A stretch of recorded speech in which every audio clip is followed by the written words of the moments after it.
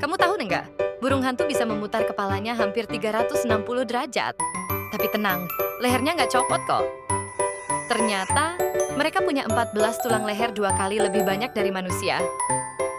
Dan yang lebih keren lagi, di dalam tubuhnya ada pembuluh darah khusus yang tetap mengalir walau kepalanya diputar sejauh itu. Jadi, saat burung hantu menoleh tajam ke belakang, itu bukan sihir, tapi keajaiban biologi. Kalau kamu baru tahu fakta ini, tulis di komentar. Mata elang, leher hantu,